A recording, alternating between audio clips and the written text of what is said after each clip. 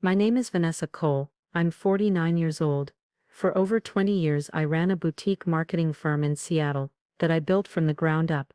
No outside investors, no shortcuts, just long hours, loyalty, and a relentless belief that integrity still mattered in business. I mentored young women, offered internships to single mothers, and gave second chances to people no one else would hire. One of those women was Nadia. She came in at 26, green but hungry, and I saw in her a younger version of myself. I took her under my wing, taught her not just how to sell, but how to lead. I trusted her with clients, confidential plans, even my calendar. I had no idea she was keeping her own. It started subtly, a few missed meetings, clients suddenly unavailable, proposals that didn't land the way they used to. I chalked it up to burnout or a shifting market, but then a long-term client, someone I'd worked with for over a decade, suddenly declined to renew their contract without so much as a call. They didn't even say goodbye, just silence. I felt it in my bones, that cold, hollow sensation when something intimate has been tampered with. At first I didn't suspect Nadia. Why would I? She was the one who stayed late. She remembered birthdays. She had cried in my office the day her sister passed. But betrayal never walks in with a mask. It wears the same smile you've come to trust.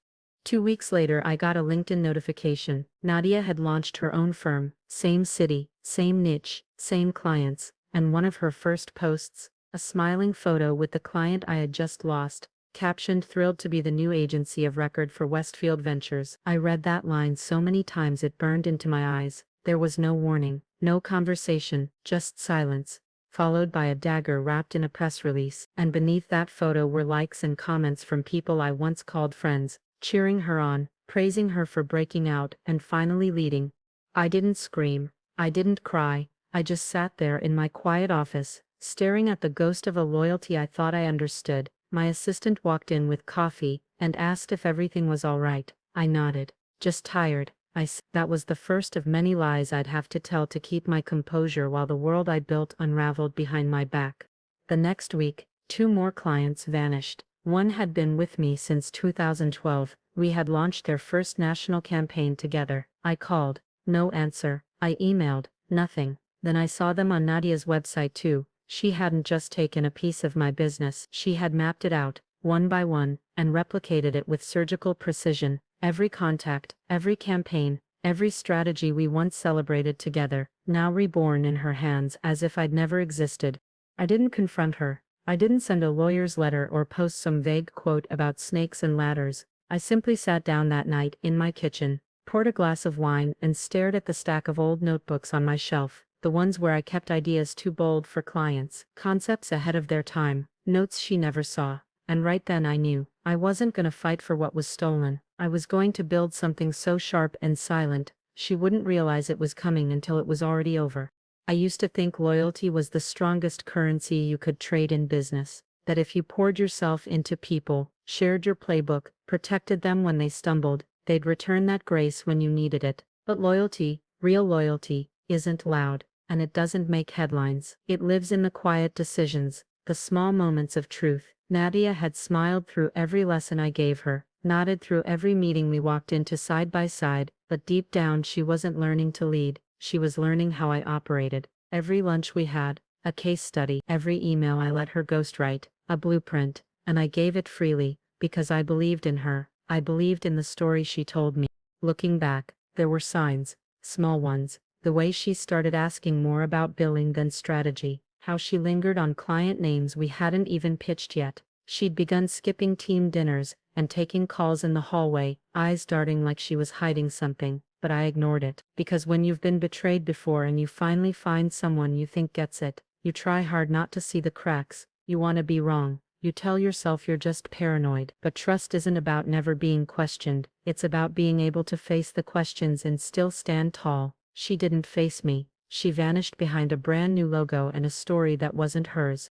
The emotional weight didn't hit me all at once. It came in waves, like when I opened a file we'd both worked on, and saw her notes in the margins, or when the office felt too quiet because the energy she brought, that laugh, those ideas had curdled into silence. I felt stupid, used, not because she was talented, but because I had believed she was grateful, that she wanted to grow with me, not out of me. There's a particular ache in watching someone rise on steps you built with your own hands, while they pretend you were never there. I started having trouble sleeping, not because I wanted revenge, but because I didn't know who I was without the trust I'd poured into her. I questioned myself constantly. Was I too open, too giving, too blind? And yet in those long sleepless hours, something else started to stir. Not anger but clarity, a strange quiet clarity that comes when you finally stop running after explanations and start standing still in your own worth. People began whispering. Some asked if I'd seen Nadia's new clients. Others avoided the topic altogether, offering uncomfortable smiles in the elevator. One former colleague even said, "It's just business, Vanessa, everyone's out to win." But that wasn't it. It wasn't about winning. It was about how you win. Nadia had used kindness like a ladder, and then kicked it down behind her. She didn't just compete, she erased. She wanted to walk through the doors I opened and act like they were always hers. But here's what she forgot. I never needed applause. I built quietly. I scaled intentionally, and I kept things no one ever saw. Ideas, formulas, contacts that didn't show up on the CRM. She had taken the shell, but she didn't know the soul. And now that the grief was settling, I started remembering who I really was, not the mentor who got blindsided, but the strategist who could rebuild from silence. The question wasn't if I'd respond, it was how and when. I didn't announce anything. I didn't post vague quotes online or try to correct anyone's assumptions. Instead, I did what I've always done best. I listened. I watched. I began collecting small bits of information, not out of spite but to understand the battlefield I had never asked to be part of. You see, while Nadia was publicly celebrating her independence, she was also rushing, moving too fast, trying to outshine her past, instead of understanding it. That's where arrogance becomes a weakness. When people think they've already won, they stop paying attention to the ones who taught them how the game is played. One of my longest-standing clients, one she hadn't poached, reached out one morning. They said they'd heard the rumors and were sorry about how things unfolded. I thanked them politely, asked how things were going, and said if they ever needed a fresh approach I was still here. That wasn't just conversation, it was reconnaissance. I was mapping the field, learning where the pressure points were. Turns out, Nadia had made promises she wasn't ready to keep. Deadlines were slipping, budgets were ballooning. She had underestimated the part of the work that doesn't show on slides, the relationships, the trust, the unspoken loyalty built over years, not months. That same week, I dusted off a strategy I had once developed for a luxury eco-brand that never launched. It was elegant, scalable, and exactly the kind of fresh narrative the market was craving. I gave it a new name, a new feel, and quietly approached 3 mid-tier clients who'd been on the fence about switching agencies. I didn't mention Nadia. I didn't compare. I simply presented a new vision, one rooted in calm experience, not flash. They signed within 10 days. I didn't feel vindicated. I felt centered. Every move I made was deliberate. I restructured my team, smaller, tighter, more aligned. I removed the dead weight, brought in new blood who weren't interested in playing politics. I rebuilt my internal systems with updated security, created new pitch templates, and rewrote my onboarding processes. Everything that Nadia had once seen became obsolete. She may have studied my methods, but now she was chasing a ghost because I had already evolved. One night I received an email from a vendor who had worked with both of us. She said Nadia had tried to strong-arm a deal using my name. "I thought you were still partners," the vendor wrote. "She implied she had your blessing." That was the moment I realized Nadia didn't want to compete with me. She wanted to be me. She hadn't built her identity, she had borrowed mine, and when someone builds off borrowed blueprints, the foundation always cracks under pressure. I didn't reply to the vendor right away. I let that email sit for a few days while I finalized the next phase, a closed-door roundtable with select executives from 3 major firms, the kind of decision-makers Nadia had never even met. I walked into that room with nothing flashy, no slides, just insight, history, and a plan they could believe in. When I walked out, I had just secured a multi-year contract, the kind of deal that anchors a company for a decade, and I did it without ever saying her name. It started slowly, like a hairline fracture beneath the paint. A client she had celebrated on Instagram began quietly removing her tags. Another one updated their LinkedIn status to seeking new agency partners. People don't make announcements when they leave a sinking ship, they slip out the back, hoping no one notices the smoke. But I noticed, not because I was watching her every move, but because I had already been there. I knew how clients move when they feel disillusioned. I had felt it myself when I lost them, but this time I wasn't the one chasing. I was the one receiving quiet calls and carefully worded emails, asking if we could talk. Nydia, on the other hand, was scrambling. I heard from a former colleague that she'd doubled her team size in just 3 months, trying to match my former scale without understanding the invisible threads that held it all together. She had hired fast, promised too much, and underestimated how fast word spreads when things start slipping. Her foundation wasn't cracked, it was hollow. Clients who once believed in her story began to realize it was missing depth, that she could mimic the moves, but not the meaning. And once people sense that kind of void, they start walking away. I kept my silence. I didn't need to gloat. I didn't need to say, "I told you so," because I never did. That was my quiet advantage. The ability to move without noise, to strike without anger. Every new client I welcomed, I treated with care, not competition. I didn't make them feel like they were coming back to something familiar. I made them feel like they were stepping into something better. That's the part she never understood. True leadership isn't about being followed, it's about building something people want to stay for. About 2 months after I secured the major contract, I received an unexpected message. It was from Nadia, a single-line email. "Can we talk?" I stared at it for a long while. There was no apology, no context, just the same audacity that had carried her through this entire illusion. I didn't respond, not because I was bitter, but because I had nothing left to say. Her betrayal had already spoken volumes, and my silence at this point was its own language. What followed next was inevitable. A client she had heavily relied on went public with a statement announcing their return to my firm. The press picked it up, spun it as a shift in industry alignment. It wasn't flashy, but it was clear. That announcement created ripples, and more followed. I never reached out, never bragged. I simply let the truth do what it always does when given time. Right. Soon after, a junior staffer who had jumped ship to Nadia's firm reached out asking if we were hiring again. She said, "Things over there aren't what we thought." I politely declined. I had no interest in becoming a revolving door. I wasn't rebuilding what was lost. I was curating what was next. That's the difference between revenge and redemption. One seeks to destroy, the other seeks to evolve. I never saw her fall, not with my own eyes, but I didn't need to. The silence around her began to speak louder than her once booming posts and curated photos. One by one, the noise faded. No new campaigns, no flashy reels. The likes dwindled. The excitement that once followed her name disappeared like smoke on a windless night. That's the thing about climbing too fast using someone else's ladder. When it collapses, there's no time to brace. You don't get to scream, you just fall. One of my former interns, now working at a major brand, shared something with me over coffee. They had recently reviewed a proposal Nadia submitted and rejected it.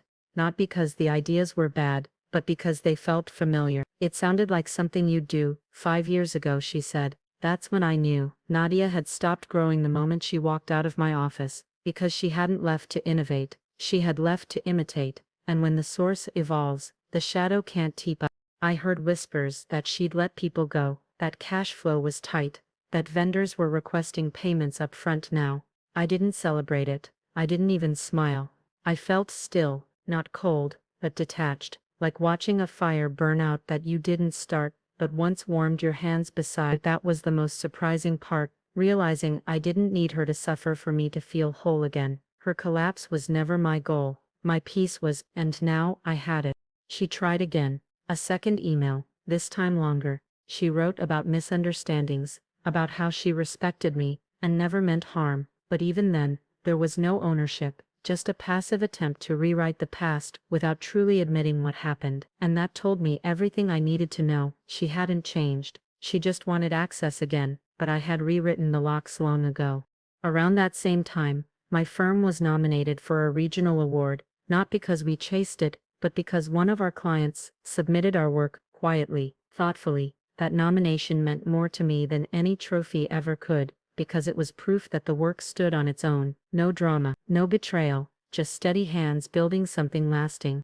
I watched from a distance as Nadia's firm merged with a larger agency, a move clearly meant to stay afloat. They kept her on as a consultant, That's corporate speak for we'll use your name until it stops helping. And just like that, the girl who once thought she'd outshine me was absorbed, silenced, and eventually forgotten. No confrontation, no public reckoning, just the quiet truth settling where it always does, right where it belongs.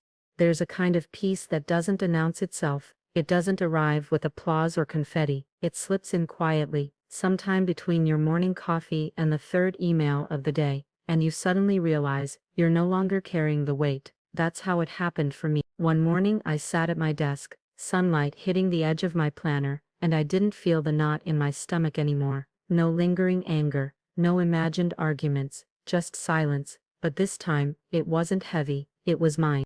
I walked past the conference room where Nadia once used to sit beside me, eager and observant. I remembered how I used to share everything, always hoping to uplift. That version of me, so open and hopeful, had evolved, not hardened, just wiser. Boundaries now lived where blind faith used to, and that I learned is how you grow after betrayal. You don't shut your heart, you just build a door and you choose who gets the key. Redemption didn't look like a revenge plot. It wasn't a victory lap or a social media post. It was quieter than that. It was watching my team thrive, loyal, driven, and fully aligned. It was mentoring new talent who didn't idolize me, but respected the process. It was walking into rooms where I didn't have to explain my worth, because it was already known. The industry changed around me, but I stayed rooted, not in bitterness but in truth. I thought about replying to her email once, just to say I saw her, that I knew what she did, that I forgave her. But I realized I didn't need to. Forgiveness had already happened, it had just worn the clothes of disinterest. I no longer needed an apology. I didn't need her understanding. I had my own, and that's what true closure is. No longer needing them to see what they refused to while you were standing right in front of them. They say betrayal teaches you about others, but it teaches you more about yourself. I learned that I am not easily broken, that I can lose what I thought was essential, and still build again. Stronger, wiser, quieter. I didn't become someone new. I just became more of who I really was, now without compromise. So if you're listening to this and you've been where I was, blindsided, underestimated, left behind, don't waste your power trying to prove your worth to the ones who walked away. Use it to build something they can't touch. Let your silence speak volumes. Let your work echo in places their names will never reach. And when the dust settles, and it always does, you'll find yourself standing not in the ashes of what they took, but in the light of what you reclaimed.